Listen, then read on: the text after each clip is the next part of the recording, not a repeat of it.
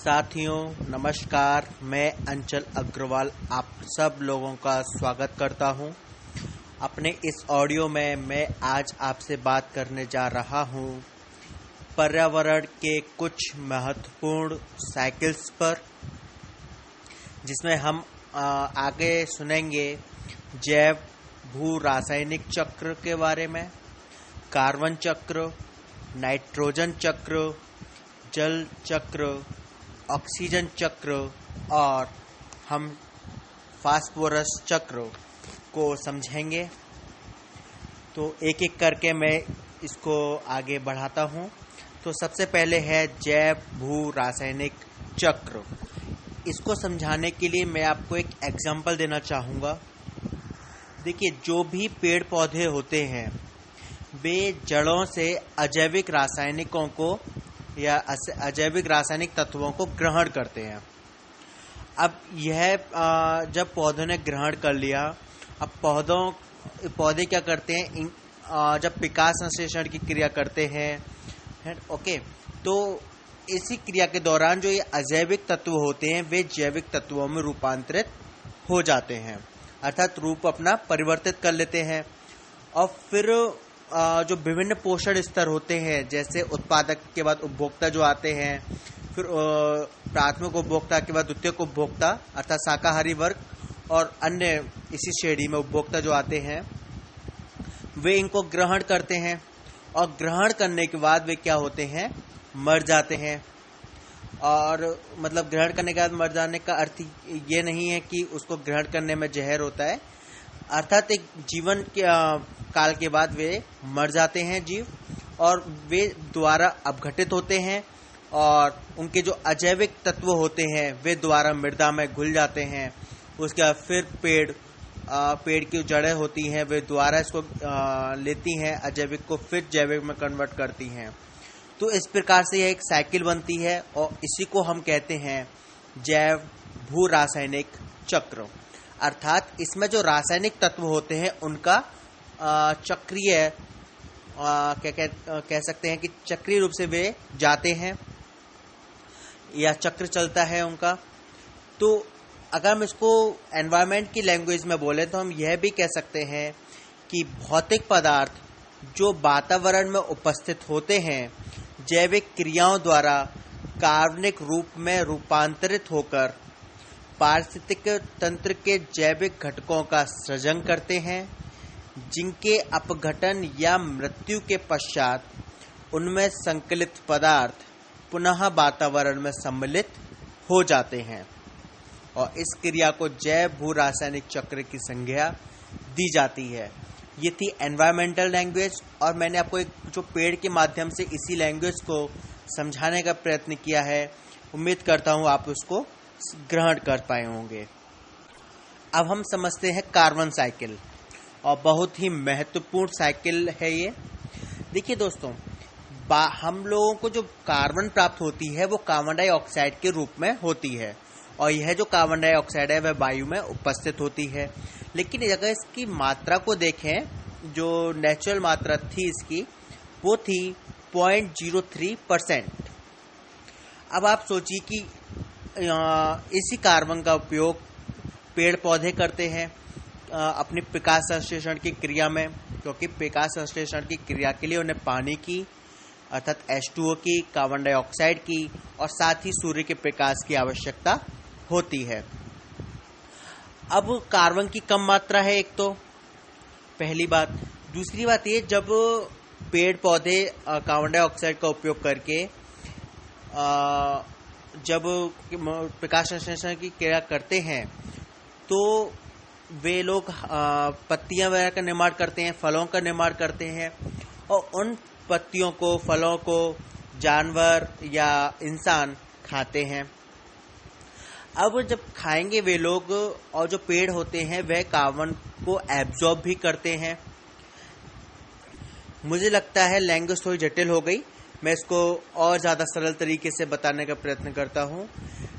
जब पेड़ पौधे, हम जानते हैं पेड़ पौधे दिन के समय कार्बन डाइऑक्साइड लेते हैं और ऑक्सीजन को छोड़ते हैं, जो उनकी श्वास की क्रिया होती है वो इस तरीके से होती है।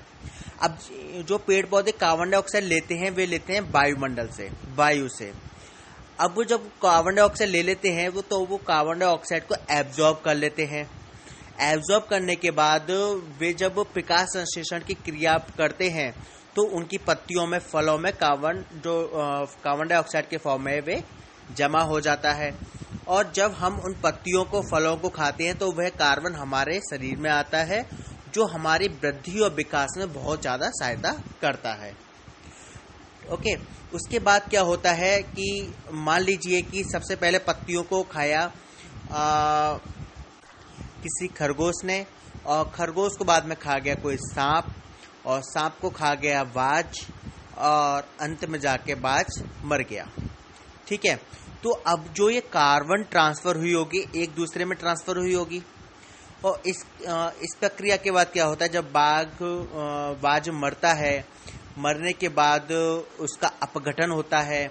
अपघटन होने के बाद जो कार्बन होती है वे या तो कुछ वायुमंडल में उड़ जाती है या फिर मृदा में अंदर नीचे पहुंच जाती है।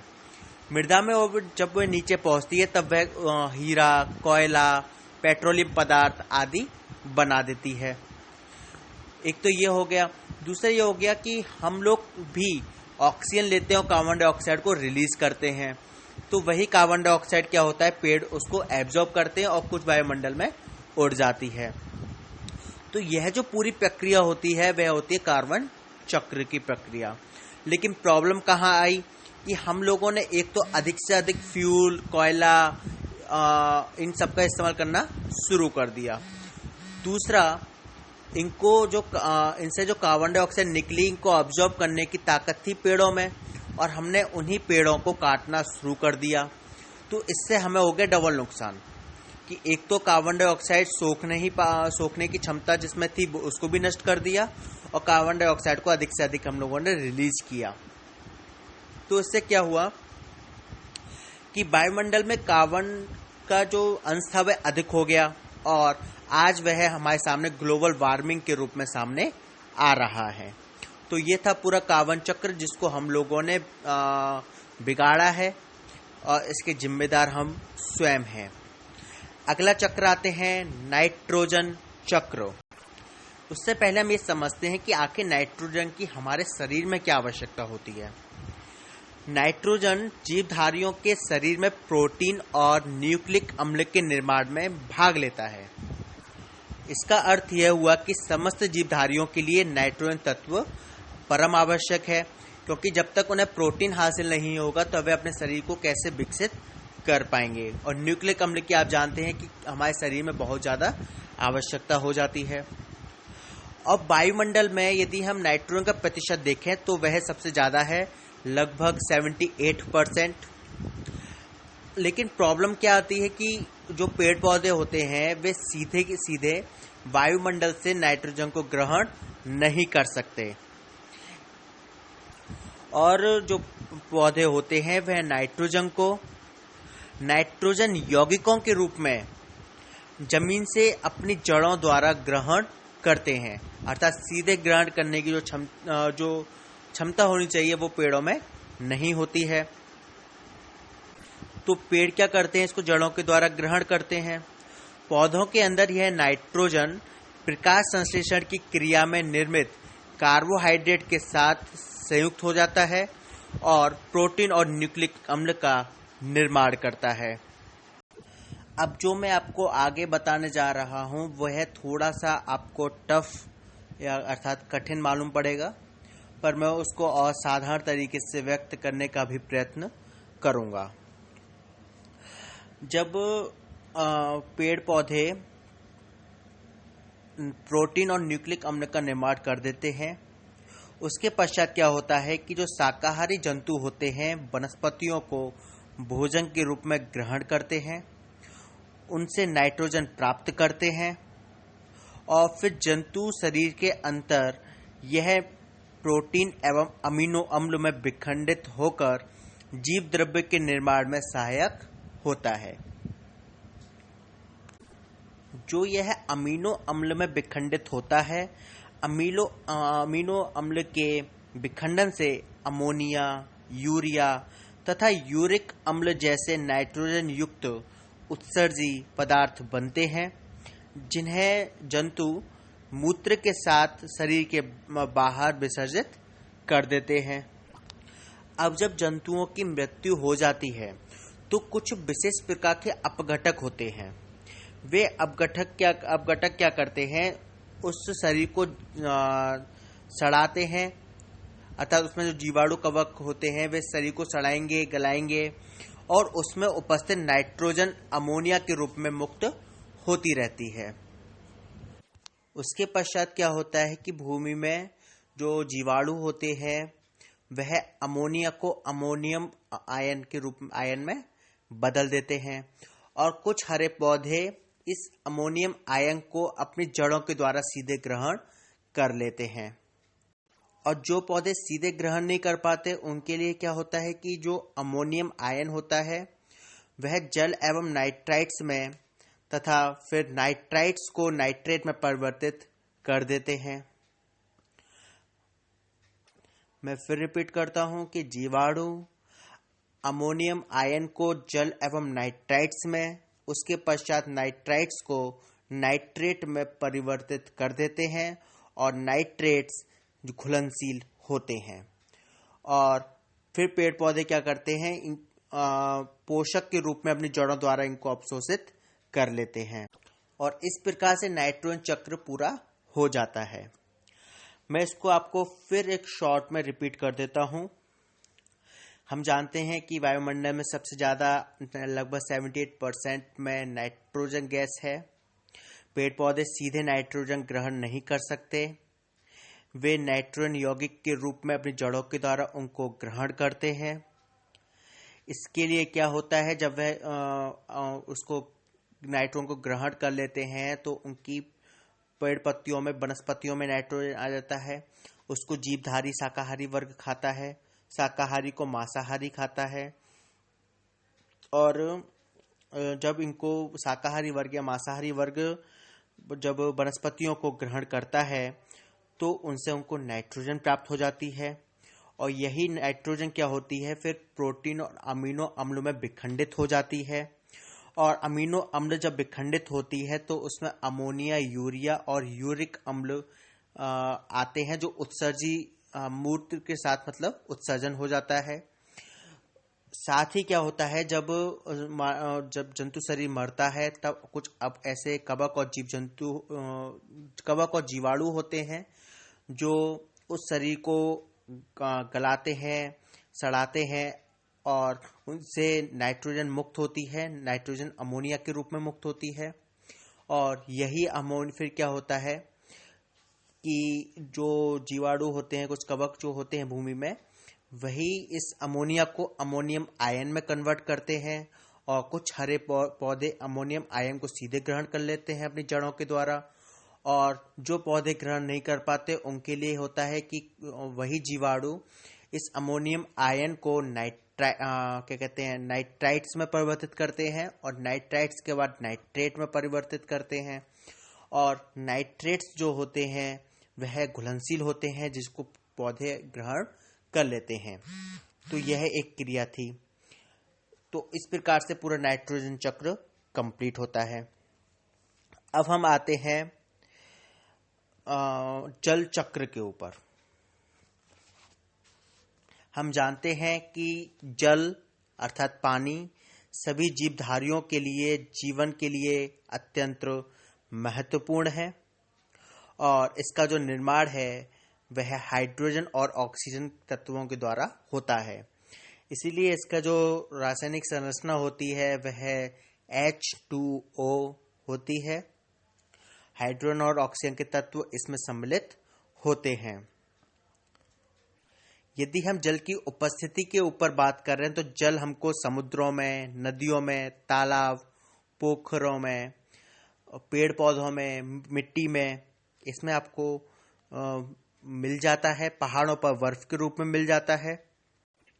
होता क्या है कि नदियों, और जब आपकी सूर्य की किरण पड़ती हैं, गर्मी पड़ती है, तो वह नदियों से, समुद्र से जल को वाष्प में परिवर्तित करती है और यही वाष्प बाद में जाकर ऊपर उठ जाती है और उठने के बाद यह एक स्थान पर जाकर कि बादलों में जाकर मिल जाती है और उस बादल में संघनित होना शुरू हो जाती है एक सीमित ऊंचाई के बाद। और संघनित होने के पश्चात वह पानी की बरसात के रूप में या वो से बरसण के रूप में वह धरती पर आ जाती है। साथ में ये ग्रेविटेशनल फोर्स का भी इस्तेमाल करती है। और जब यह वर्षा होती है तो उसका अधिकांश भाग नदियों में और समुद्रों में चला जाता है और कुछ एक भाग जैसे कि हम जानते हैं स्नोफॉल वगैरह बर्फ पहाड़ों पर हो जाते हैं और बर्फ के रूप में वहां पे यह जम जाती है। तो यही जो प्रक्रिया चलती है इसी को हम कहते हैं जल चक्र। अर्थात यहाँ से पानी वाष्प के रूप में उड़ा, फिर ऊपर जाकर संघनित होकर फिर वर्षा के रूप में आ गया और फिर यही क्रिया चलती रहती है। लेकिन प्रॉब्लम कहाँ आई? प्रॉब्लम आई कि जब हमने अपनी कुछ गलतियों के द्वारा और सावधानी न बरतने के कारण इस धरती का टेम्परेचर बढ़ा दिया। टेम्परेचर बढ़ने के कारण तेजी से जो ग्लेशियर्स वगैरह हैं वे पिघल रहे हैं और पानी भी तेजी से बाष्पीकरण हो रहा है। इस कारण फर्क क्या पड़ा कि बेमौसम बरसात हमको देखने को मिल रही है, जिसके अभी हमने कुछ प्रभाव किसानों की जिंदगी के ऊपर देखे हैं। अगला आते हैं हम ऑक्सीजन चक्र के ऊपर। जैसा कि हम जानते हैं हम जब श्वसन की क्रिया करते हैं तो हम उसमें ऑक्सीजन को ग्रहण करते हैं और कार्बन डाइऑक्साइड को मुक्त करते हैं। इसलिए हम कार्बन डाइऑक्साइड को हम गंदी गैस भी कह देते हैं। ऑक्सीजन चक्र हम का महत्व इस बात से समझ सकते हैं कि ऑक्सीजन हमारे जीवन के लिए बहुत ही महत्वपूर्ण है, क्योंकि जब हम श्वसन करते हैं और इससे ऑक्सीजन जब हमारे शरीर के अंदर जाती है तो शरीर में यही ऑक्सीजन उपस्थित भोज्य पदार्थों का ऑक्सीकरण करती है। ऑक्सीकरण करने के पश्चात इससे ऊर्जा निकलती है और ऊर्जा का प्रयोग हमारी जैविक क्रियाओं में होता है। जैसा कि हम जानते हैं कि वायुमंडल में जो ऑक्सीजन है वह लगभग 21% है और इसका जो चक्रीकरण होता है वह CO2 और H2O के साथ साथ होता रहता है। अर्थात कार्बन चक्र के साथ और जल चक्र के साथ ऑक्सीजन का भी चक्र साथ में होता रहता है। जैसे हम लोग श्वसन के द्वारा ऑक्सीजन लेते हैं, कार्बन डाइऑक्साइड को मुक्त करते हैं और यही कार्बन डाइऑक्साइड फिर ली जाती है पेड़ पौधों द्वारा। पेड़ पौधे कार्बन डाइऑक्साइड को लेते हैं और O2 को रिलीज करते हैं। तो इस प्रकार से भी यह ऑक्सीजन का चक्र चलता रहता है। साथ ही लवणों के रूप में ऑक्सीजन तत्व भूमि में पाया जाता है और लवण पौधों की जड़ों द्वारा अवशोषित किए जाते हैं, जिससे ये इनके शरीर में पहुंच जाते हैं और फिर पौधों में ये विभिन्न पोषक तलों में या तलों के जीवधारियों में होते हुए उनकी मृत्यु के पश्चात पुनः भूमि में पहुंच जाते हैं।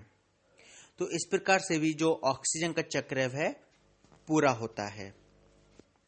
अब हम अपने आखिरी चक्र पर आते हैं और वह है फास्फोरस का चक्र। जो फास्फोरस तत्व है वह जीवधारियों के जीव द्रव्य में, न्यूक्लिक अम्लों में एवं ऊर्जा युक्त यौगिकों में मुख्य रूप में पाया जाता है और चट्टानों के ढेरों में तो यह अधिकता में पाया ही जाता है। देखिए होता क्या है कि चट्टानें अपरदन क्रियाओं के द्वारा टूटती रहती हैं, जिसके फलस्वरूप फास्फोरस फास्फेट लवण पौधों द्वारा अवशोषित कर लिए जाते हैं तथा कुछ वर्षा के साथ बह जाते हैं, नदियों, तालाबों और समुद्रों में चले जाते हैं। फिर क्या होता है कि समुद्र में और अन्य जलाशयों में जो शैवाल होते हैं और पौधे होते हैं इनका अवशोषण करते हैं और जो इनका अवशोषण करते हैं वे अपने शारीरिक अंगों के द्वारा या फिर जड़ों के द्वारा करते हैं, जिससे क्या होता है कि यही फास्फोरस इनके पौधों के शरीर में पहुंच जाता है। उसके पश्चात क्या होता है कि इन्हीं शैवाल और पौधों को समुद्र के तथा जलाशयों में जो भी उपभोक्ता होते हैं प्राथमिक द्वितीयक, इनको ग्रहण करते हैं और जब इन्हीं उपभोक्ताओं की मृत्यु हो जाती है और फिर अपघटनकर्ता क्या करते हैं, इन्हें द्वारा पुनः अपघटित करके फास्फोरस तत्व को जल में व मिट्टी में पहुंचा देते हैं। इसी प्रकार स्थलीय पौधे भी जड़ों द्वारा फास्फोरस लेकर विभिन्न श्रेणी के उपभोक्ताओं में परोक्ष या अपरोक्ष रूप में पहुंच जाते हैं और उनकी मृत्यु के पश्चात फास्फोरीकरण जीवाणु इनके द्वारा शरीर एवं मूलभूत को अपघटित करके पुनः फास्फोरस तत्व को भूमि में पहुंचा देते हैं और इस प्रकार से फास्फोरस चक्र की क्रिया पूरी होती है। साधारण शब्दों में कहूं या रिपीट करते हुए कहूं कि सबसे पहले फास्फोरस चट्टानों में अधिकतम होता है। चट्टान अपरदित होती हैं और अपरदित होने के बाद फिर क्या होता है कि वर्षा के जल के साथ यह नदी समुद्रों में बह जाती है। नदियों और अन्य जलाशयों या समुद्रों में उपस्थित पौधे, शैवाल इन फास्फोरस को अपने शारीरिक अंगों द्वारा या जड़ों के द्वारा अवशोषित करते हैं। उसके पश्चात समुद्र में या जलाशयों में रहने वाले उपभोक्ता इनको ग्रहण करते हैं और जब इनकी मृत्यु हो जाती है तब अपघटनकर्ता इस फास्फोरस को जल और मिट्टी में दोबारा घुला देते हैं। यही क्रिया है फास्फोरस चक्र की। तो उम्मीद करता हूं आपको विभिन्न प्रकार के चक्र के बारे में एक व्यू तैयार हुआ होगा। आप मुझे अपने सुझाव, अपनी प्रतिक्रिया मेल के माध्यम से अवश्य बताएं। मेरा ईमेल एड्रेस है anchaljalesar@gmail.com anchaljalesar@gmail.com। आपके सुझावों की मुझे प्रतीक्षा रहेगी। धन्यवाद।